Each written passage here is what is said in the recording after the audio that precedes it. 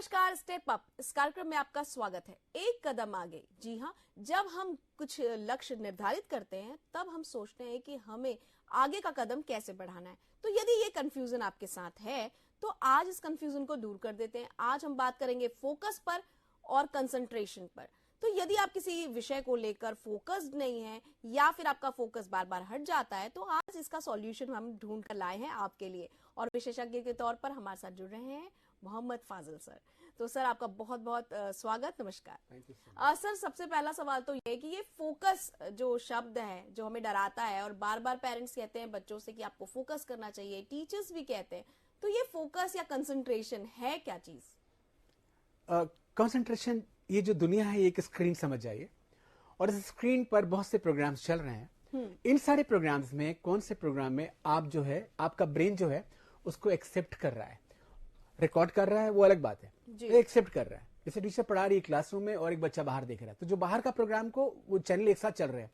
नहीं, जैसे आपके स्टूडियो में एक प्रोग्राम एक चैनल चलता है, लेकिन ईश्वर के जो स्क्रीन है उसमें कई सारे प्रोग्राम चल रहे हैं। इनमें से कौन सा प्रोग्राम आप देखेंगे ये इंडिविजुअल को देखना है। तो ये जो फोकस आप कह रहे हैं, ये फोकस जो है कंसंट्रेशन चाहिए, लेकिन ये बहुत डाइल्यूट हो जाता है। अच्छा। वक्त के साथ साथ बहुत डाइल्यूट हो जाता है। तो इसके लिए बहुत चाहिए प्रायोरिटीज। तो एक जो बच्चा क्या देखेगा इस दुनिया में, it all depends on the priorities and the interest and the Joy that he derives from that. मैं कुछ देखता हूं और मुझे अगर वो अच्छा नहीं लग रहा है, मजा नहीं आ रहा है, तो मैं नहीं देखूंगा। ये फ्रीडम है ब्रेन को। ब्रेन को आप कैप्चर नहीं कर सकते, बांध नहीं सकते। ब्रेन बहुत फ्रीडम में है। तो इसलिए हमें ये देखना होगा कि जो बचपन में हम जो बच्चों को चीज सिखा रहे हैं, तो हाथ पकड़ के खींच के फोर्स करके मत सिखाइए, क्योंकि इसके बाद ये बच्चा फिर वो कुछ भी नहीं देखेगा। अगर आप चाहते हैं कि बच्चा कोई अच्छी चीज देखे तो उसमें कितनी क्रिएटिव है, कितने विजुअल्स हैं, कितने आइडियाज हैं, कितना जॉय है, कितना प्लेजर है, कितना मजा है, कितना एंटरटेनिंग है, कितना मोटिवेटिंग है, कितना लर्निंग है, कितना इफेक्टिव है, कितना इंपैक्टफुल है, ये डिपेंड करता है कि मेरा कितना फोकस किसी स्क्रीन पर जाएगा। जी, अगर मैं ये पूछूं सर आपसे कि एक कंसंट्रेशन कितनी देर तक टिका रह सकता है आमतौर पर, तो आप क्या कहेंगे? That's a beautiful question. Concentration का जो स्पैन है वो अलग अलग है। तो अब किसी को 10 मिनट में, किसी को 5 मिनट में, किसी को 2 मिनट उठ जाएगा। जी, ये तो आपका इंटरेस्ट और आपका जो ब्रेन जो है, जिस तरह का आपका ब्रेन विजुअल मांग रहा है या जो आपकी लर्निंग मांग रही है, आपका मूड कैसे है अभी, तो उस पर डिपेंड करेगा।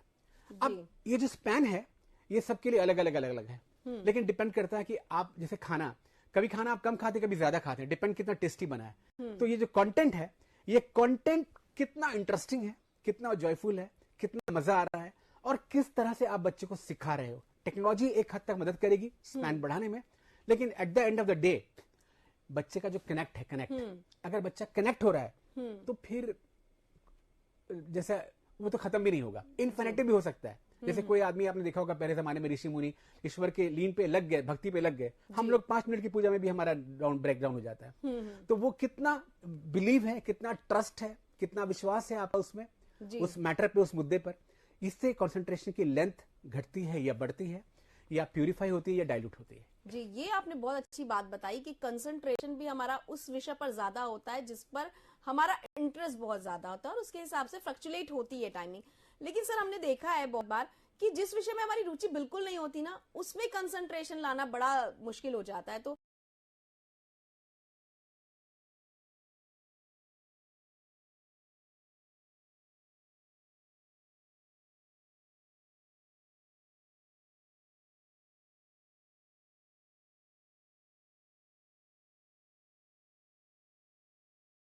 यदि हमारी रुचिकर विषय नहीं करके रखा किसने, वो डायरेक्टर, वो राइटर, वो विजुअल, वो आर्ट डायरेक्टर, जिन्होंने उस फिल्म को मसाला बनाया, आपके लाइफ से कनेक्ट कराई, तो वो कैसा प्रेजेंटेशन था। तो प्रेजेंटेशन अगर अच्छा होगा तो जिसमें आपका रुचि नहीं है उसमें भी आपकी रुचि आ जाएगी। लेकिन कई बार ऐसा डिपेंड करता है कि आपका जो ब्रेन है, जो आपका, जैसे मान लीजिए एक मैथ्स का स्टूडेंट है, उसको आर्ट बहुत समझ में नहीं आने वाला, पोएट्री शायरी बहुत नहीं समझेगा वो, क्योंकि उसका जो कैलकुलेशन उस तरह से खांचे नहीं बने हुए। तो आपका ब्रेन के जो खांचे बने, इसीलिए हम लोग करते हैं काउंसलिंग। हम कहते हैं कि बच्चे को वो चीज पढ़ाए जो वो पढ़ना चाहता है, हम अपनी कोई चीज ना पढ़ा दे, ठीक है ना। ऐसे हॉबी एक अलग बात है। तो वो डिपेंड करेगा कि जो आर्ट का स्टूडेंट है उसको मैथ्स थोड़ा डिफिकल्ट लगेगा, वो उसके खांचे नहीं बने हुए हैं। लेकिन अगर आप चाहते कि वो पढ़े, मैथ्स का स्टूडेंट आर्ट पढ़े, आर्ट का स्टूडेंट मैथ्स पढ़े, ये पॉसिबल है। लेकिन एक ट्रांजिशन पीरियड होगा जब वो मैथ्स या वो पोइट्री उसके दिमाग में कैसे डाली जाए इन मैथमेटिकल फॉर्म। तो जब एक मैथ्स के स्टूडेंट को पोइट्री इन मैथमेटिकल फॉर्म डालेंगे और जब एक आर्ट के स्टूडेंट को मैथमेटिक्स इन पोइट्री फॉर्म डालेंगे, तो फिर उमर खयाम बन सकता है। सर, आपसे ये भी जानना है कि कई बार हमने देखा है कि कंसंट्रेशन ना बार बार टूट जाता है, बहुत कोशिश करने के बाद भी हम ये देखते हैं कि कंसंट्रेशन कई बार बनता ही नहीं है। ऐसी स्थिति में कैसे खुद को प्रिपेयर करें उसके कंसंट्रेशन के लिए, या फिर अपने आप को कैसे हमको फोकस्ड करना है? दिल तो है, दिल के एतबार क्या कीजिए। देखिए, आपका कंसंट्रेशन अगर नहीं बन रहा है, इसका मतलब है कि आप फटीग हैं, आप थके हुए हैं, आपकी नींद पूरी नहीं हुई है, आप टायर्ड हैं, आपका एटीट्यूड अलग है, आपका माइंडसेट नहीं है, आपकी प्रायोरिटी नहीं है, आप इस वक्त तैयार नहीं हो, नॉट रेडी फॉर दैट। और इसके साथ साथ डिपेंड करता है कि जैसे एंकर आपके साथ कौन है, आपके साथ क्लास कौन है। तो जब ऐसा लगे तो आप एक ऐसे व्यक्ति का साथ लीजिए जो जिसका मूड अच्छा है। जैसे मेरा मूड नहीं है अभी, किसका मूड अच्छा है, तो उसके कारण से भी मेरा मूड अच्छा हो सकता है। फिर कभी कभी प्लेस, कौन सी जगह पर आप बैठे हैं, आप प्लेस बदल दीजिए, पर्सन बदल दीजिए, आप मीडियम बदल दीजिए। मैं बुक से पढ़ रहा हूं तो मैं नेट से पढ़ूं, ऐसे भी आप कर सकते हैं। फिर आप कोई विषय अगर आप पढ़ना चाहते हैं तो उसमें से केवल जो सबसे इंटरेस्टिंग पार्ट है, जहां आप कनेक्ट हो रहे हैं, वहां से शुरू करिए। भले ही वो आखिरी का विषय हो, वो चैप्टर भले आखिरी वाला हो, कनेक्ट पहले होना चाहिए। तो कनेक्ट पहले हो जाए, इसके बाद जो है माइंड रिफ्रेश हो जाएगा और कंसंट्रेशन आपका बढ़ जाएगा। दूसरा चैलेंज ये है कि जब ऐसा होता है तो आप बहुत कम समय के लिए उस पढ़ाई को पढ़िए, सिर्फ 2 मिनट्स, 3 मिनट्स, 5 मिनट्स। इससे क्या होगा कि ब्रेन को बोझ नहीं लगेगा और शायद धीरे धीरे ब्रेन को इंटरेस्ट ले लेगा। और ब्रेक कर करके पढ़िए जी। सर, जब कंसंट्रेशन की बात हो ही रही है तो कई बार हमने देखा है कि हम बहुत फोकस्ड होके बैठते हैं कि नहीं, हमको करना ही है। 2-3 मिनट बाद ध्यान कहीं और जाता है, फिर वापस हम फोकस करते हैं, फिर चला जाता है, फिर हम वापस फोकस करते हैं। तो ये जो कंसंट्रेशन के टूटने का जो सिलसिला है, क्या ये हमारी पढ़ाई को इफेक्ट करता है? गुड। तेरा ध्यान किधर है, तेरा टीचर इधर है। डेफिनेटली ये इफेक्ट करता है। कैसे इफेक्ट करेगा कि आप जब हर बार कंसंट्रेशन टूटता है आपका, तो वापस उस विषय में अपने ब्रेन को लाने के लिए बहुत स्ट्रेस डालना पड़ता है। और उस वक्त जब आप वापस लाते हैं, आपके ब्रेन का कंसंट्रेशन और डाइल्यूट हो जाता है, और डाइल्यूट हो जाता है, और डाइल्यूट हो जाता है। जितने बार टूट रहा है उतने बार डाइल्यूशन हो रहा है। इसका मतलब ये हुआ कि कोई पढ़ाई अगर 2 मिनट की है तो उसको 10 मिनट लगेगा पढ़ने में। आप सोचिए, आप इतना बड़ा अगर पढ़ भी लेंगे तो कोई फायदा नहीं होगा, क्योंकि आपके इतने मिनट्स लग गए और आपने कुछ भी नहीं पढ़ा। इसलिए अगर कंसंट्रेशन बार बार टूट रहा है तो आप रुक जाइए, आप अभी मत पढ़िए, एक ब्रेक लीजिए। आप विषय बदल सकते हैं, विषय बदल दीजिए। इसके बाद जब अच्छा मूड होगा, जैसे कि पीक आवर्स, तो जब आपका कंसंट्रेशन बहुत पीक में होगा, उस वक्त आप उन क्रिटिकल विषयों को या उन विषय जिसको आप नहीं पढ़ पा रहे हैं, उन विषय को उस वक्त पढ़िए। लेकिन जब आप फटीग हैं, आप थक चुके हैं, आप बहुत पढ़ चुके हैं, क्योंकि हर दिन ईश्वर ना आपके मस्तिष्क पे कुछ घंटे का कंसंट्रेशन देता है, इसके बाद ये डाइल्यूट होना चालू हो जाता है। तो इसको हमेशा प्यूरिफाई तो नहीं कर सकेंगे, उसके लिए बहुत अभ्यास चाहिए, बहुत मेडिटेशन चाहिए, बहुत योगा चाहिए।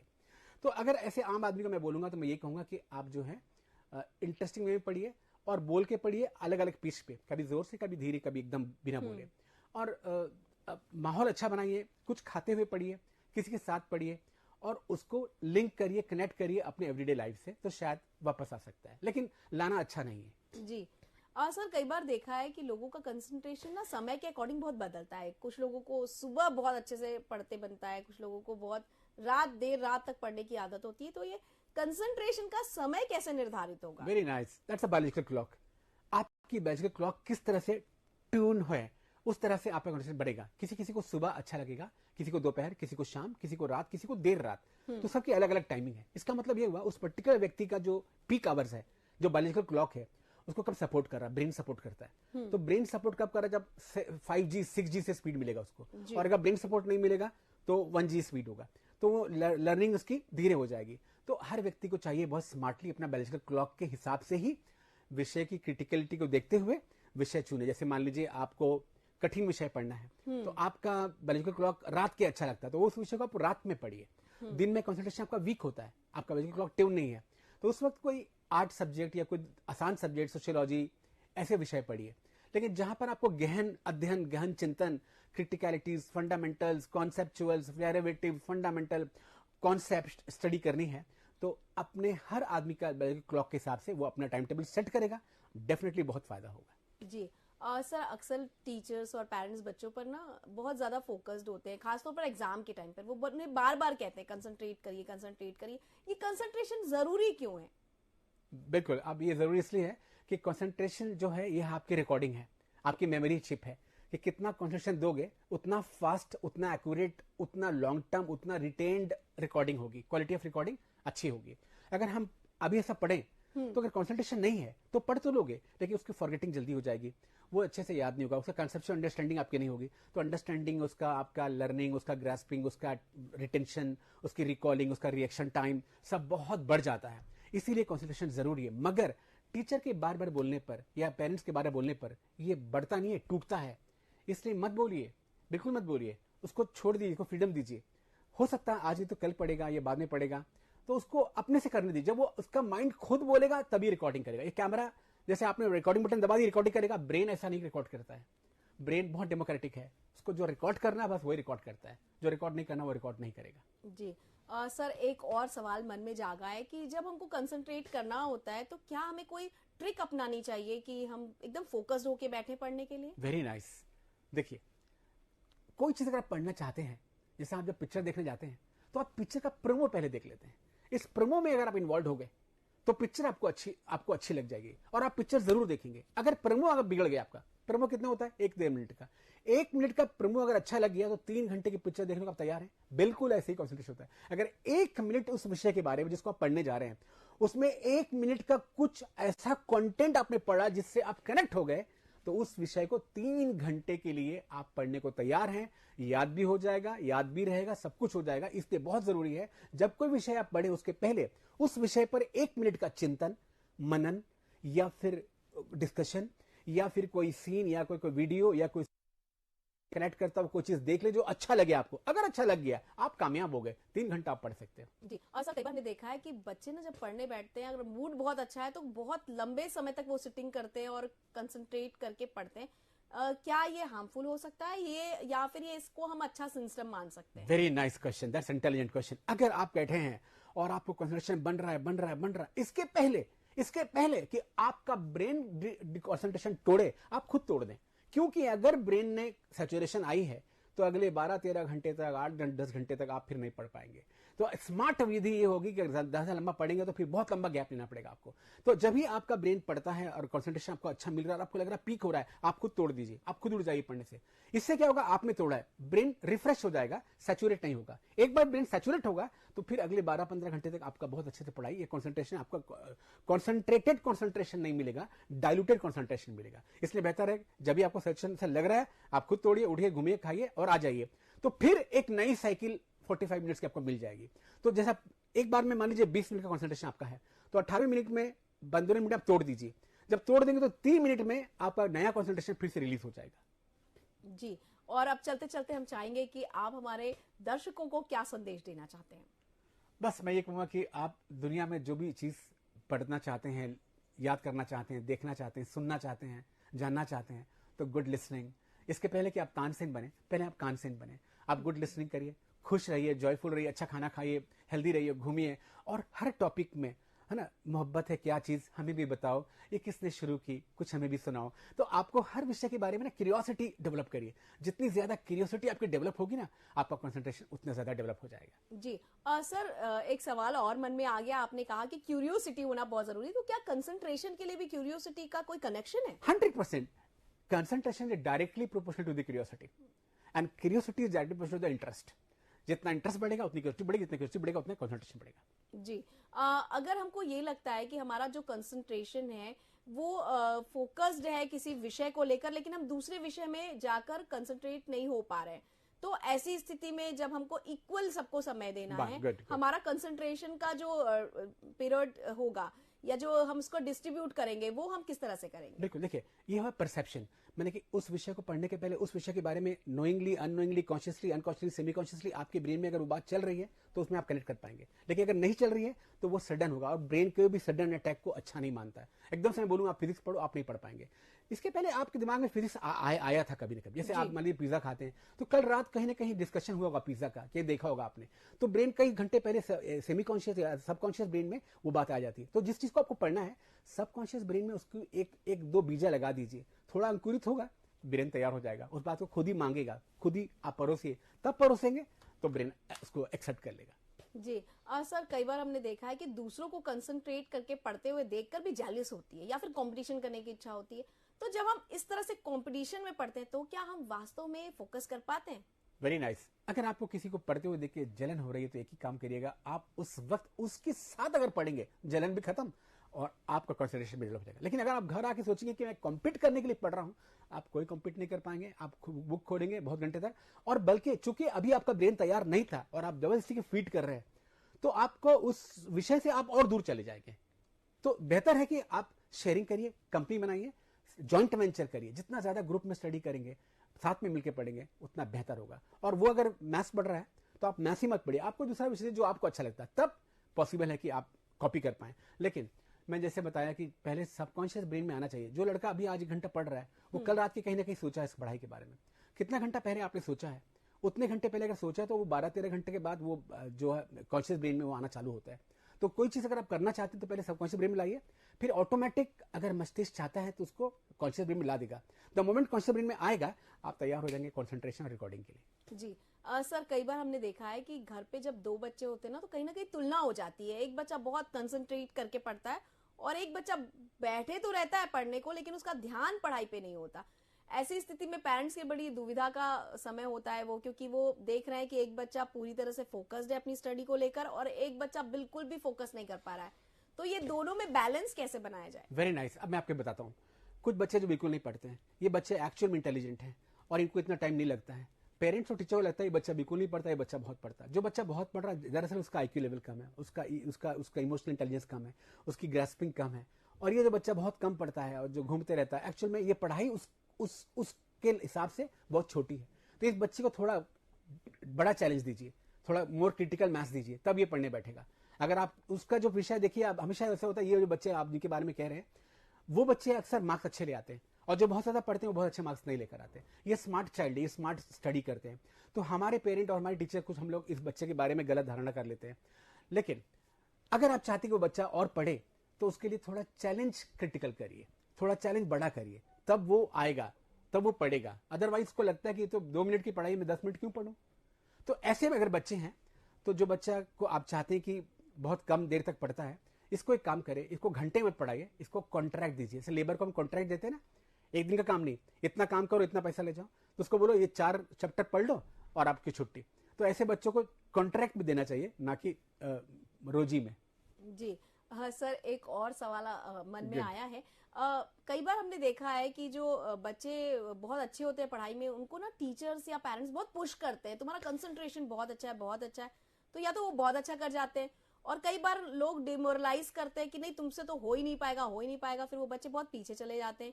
इन दोनों ही स्थिति में स्टूडेंट्स को हम कैसे फोकस रखें ताकि वो बातों में ना आए, ना वो बहुत ज्यादा ओवर कॉन्शियस हो जाए और ना ही वो बहुत ज्यादा सबकॉन्शियस हो जाए? देखिए, आप वासेपुर की पिक्चर आई थी, उसमें कहा था तुमसे नहीं हो पाएगा और उससे हुआ भी नहीं। देखिए, आपने कहा कितना सही, देखिए, और वो लास्ट तक वो कर नहीं पाया, उसका अंपायर खत्म हो गया। What I am telling you कि ऐसा कोई नेगेटिव बात जो आप करते हैं, वो बात अगर बच्चे को डिमोटिवेट करती है और वो प्रूफ कर देती है बच्चों की वाकई में ऐसा ही हूं।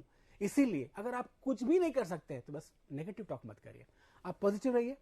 और बेहतर है एक्सप्रेशन से पॉजिटिव लेकर आइए, आप मुंह से मत बोलिए, बोलने की जरूरत नहीं। मोहब्बत है क्या चीज है ना, what I am telling you. एक शाम की दहलीज पर बैठे रहे वो देर तक, आंखों से की बातें बहुत, मुंह से कहा कुछ भी नहीं।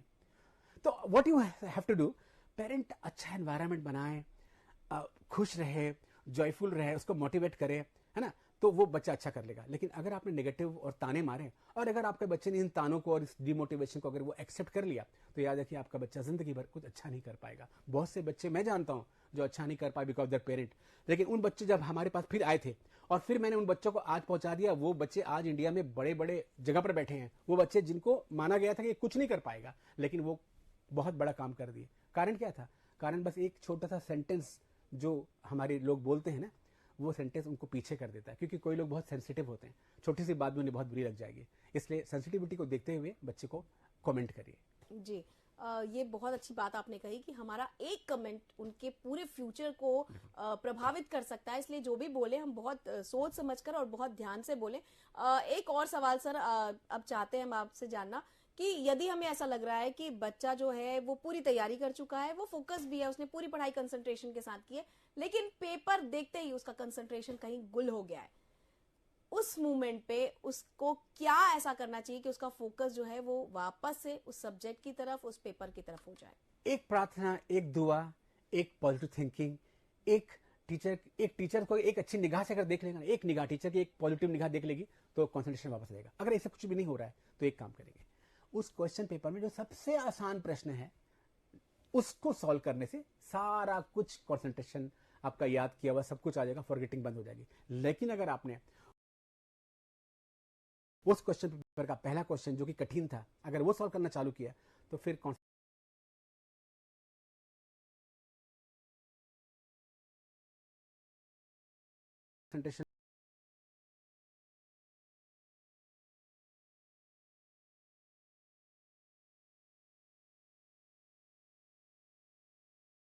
एक दुआ पढ़ ले, एक मंत्र पढ़ ले, एक पॉजिटिव एक्शन एक्सप्रेशन से या वर्ड से, या अगर ये कुछ नहीं कर सकते, इससे नहीं हो रहा, तो एक क्वेश्चन जो कि बहुत इंटरेस्टिंग, बहुत इजी है, इससे भी उसको वापस पूरी फॉरगेटिंग खत्म हो जाएगी। जी, अब वहां पर क्या हम स्टूडेंट्स मेडिटेशन कर सकते हैं या फिर थोड़ी देर के लिए कुछ पानी वानी पीकर भी खुद को रिलैक्स किया जा सकता है क्या? 100% पानी जो है उसकी खुद की मेमोरी होती है। पानी रिफ्रेश करता है ना, काफी बहुत बड़ी चीज है पानी, because our body is made of protoplasm that contains 75% water.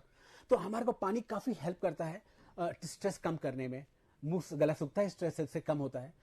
पानी पी लीजिए, और इसके बाद जब आप पानी पीते हैं ना तो पॉजिटिव होकर पीजिए। अगर नेगेटिव होकर पीएंगे तो ये पानी आपका नेगेटिव काम करेगा, लेकिन पॉजिटिव के पानी पीजिए। कोई चीज पीजिए मत पीजिए, मगर एक positive frame of the mind बहुत जरूरी है। अपनी एक अच्छी सी पेंसिल को अगर उठाएंगे और एक अच्छे सा पकड़ के कुछ भी ऐसा एक वर्ड अच्छा लिख देंगे आप, वहां से भी आपका आ जाएगा। क्योंकि टूटने के भी बहुत सारे इलाके हैं, और जहां से कॉन्सेंट्रेशन बनता है उसके भी बहुत सारे फ्रेम्स हैं।